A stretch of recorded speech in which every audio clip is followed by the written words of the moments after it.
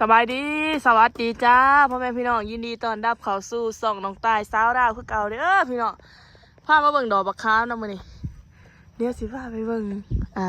คนรถหุ่นเนาะพี่น้องดอกบักขามได้ไปเบิ่งคนเต้นรถหุ่นเป็นเอื้อน้องตายเนาะพี่น้องไปเบิ่งเด้อเพิ่นกำลังรถหุ่นส่วนเดี๋ยวสิพาไปถ่ายเนาะพี่น้องเพิ่นโดดเสือก มาเบิ่งกันนะว่าเพิ่นสิโดดได้จักบาท โดดเสือก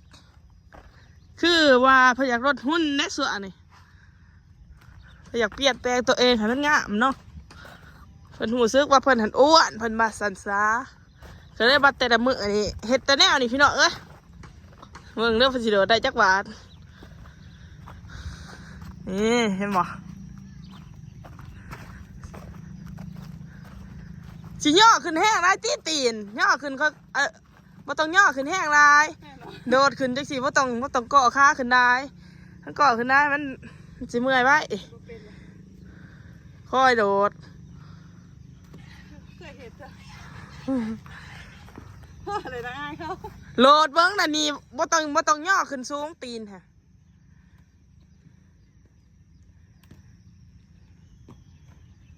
พึบว้าเมื่อยแล้วตาย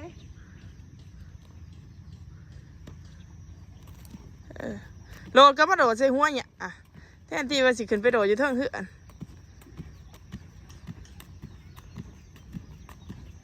เอาเบิ้งให้มันได้100 บาทโอ้ยไอ้ภาษา30 บาทก็พอเลยโผหอยไหลเป็นดอยบ่อัดพวกนี่นะพี่น้องบรรยากาศเทซุกเพิ่นกะอยากเปลี่ยนอยากแปลงให้หุ่นงามๆแน่มาสั่นซะ เดี๋ยวดีๆเบิ้งรอดีๆเมื่อไรแล้วมันเมื่อยได้โดดถึงละตีเบิ่งเบิ้งสินะหอย1โหลดดีๆตี1 2 3 4 5 6 7 8 9 10 11 12 13 14 15 16 17 18 19เอามันได้50 บาทตีโอ้ยตาแดงเนี่ยย่างสิได้ก็50 บาทป้าพี่น้องเดี๋ยวสิไปซุกไปเบิ่งเฮ็ดเพื่อนกันปะไปเบิ่งเฮ็ดเพื่อนนะพี่น้อง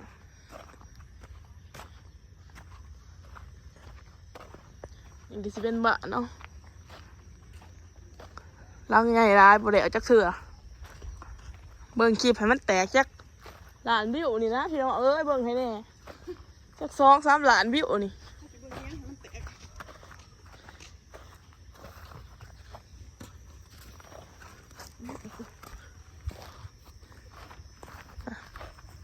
เฮ็ดยังอันนั้นใช่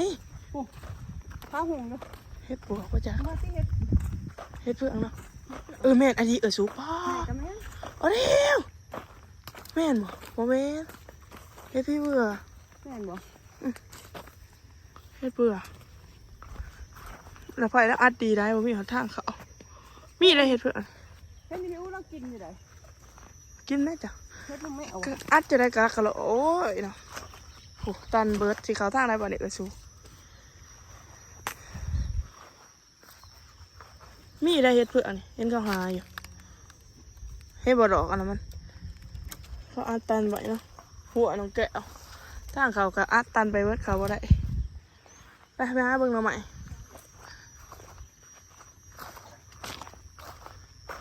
มาหาเบิ่งหน่อไม้นี่นะสุกสิมี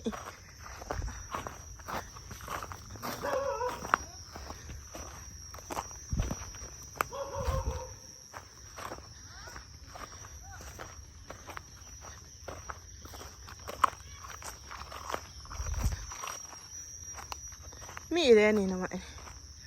อุ้ย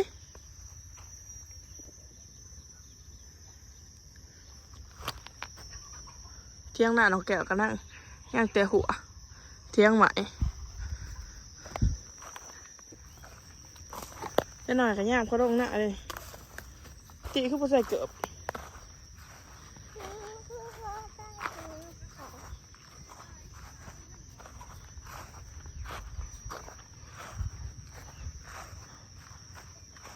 อันนี้สิเป็นดาวเนาะขอกุ้งอ่ะเขา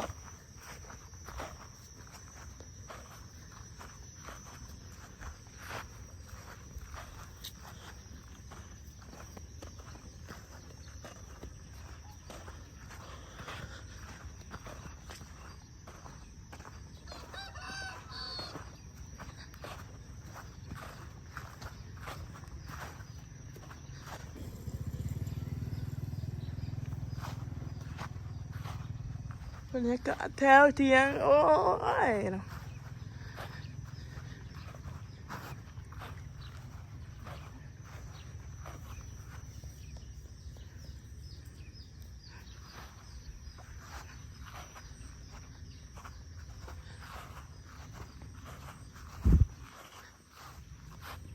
มาย่าน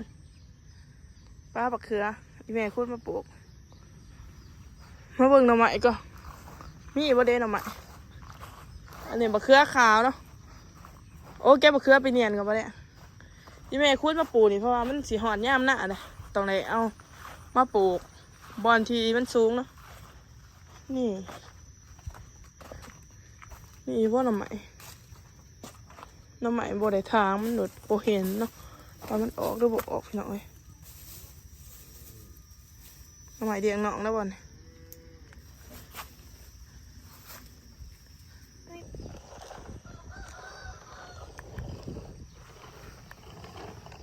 ถ่ายคลิปแบบนี้กันนาเบื่อได้พี่น้องแต่ว่าคนเบิ่งเพิ่นนาเบื่อเพิ่นว่าเนาะเห็นเขาคอมเมนต์มาว่าถ่ายแต่คลิปเดิมๆหน้าเบื่อกาขอโทษน้ำลายๆเด้อบ่ได้ค่อยไปไซเนาะบ่ได้ไปถ่ายแบบมุมมองอื่นๆนี่ก็ว่าเอิ้กนะพี่น้อง สบายดีพี่น้องวันนี้มีแนวใส่เบิ้งพี่น้องเนาะ เออ เบิร์กได้ซื้อพันธุ์ใหม่มาพี่น้องเป็นพันธุ์ใหม่ที่แพงที่สุดในตลาดจีนพี่น้องเนาะ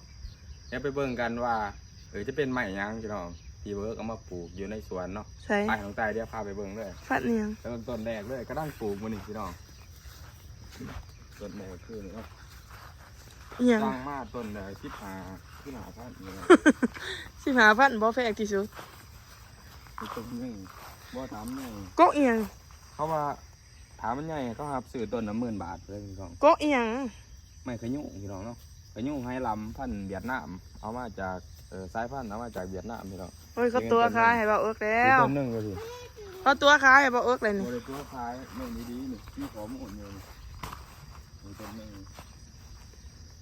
ตัวคายแล้วนี่ อันนี้เป็นต้นที่สองพี่น้อง จริงๆคนกองไว้ดีๆนี่จะหน่อย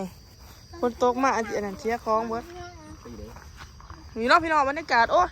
ก็สิว่ามานี่นะพี่น้องก็ขอบใจขอบคุณหลายๆเด้อที่เข้ามาชมคลิปก็มาถ่ายให้เบิ่งซื่อๆเนาะพี่น้องส่วนนี้ก็รู้สึกแบบท้อเลยนะคนเบิ่งคลิปก็บ่หลาย ถ่ายคลิปก็บ่อยากมีสาระสำหรับคนเบิ่งปานใดเนาะก็ขอโทษนำหลายๆเด้อพี่น้องพอกันใหม่คลิปหน้าสำหรับคลิปนี้ก็จะขอจบเพียงเท่านี้เนาะฝากกดไลค์กดแชร์กดติดตามเพื่อเป็นกำลังใจให้น้องตาลเด้อบ๊ายบาย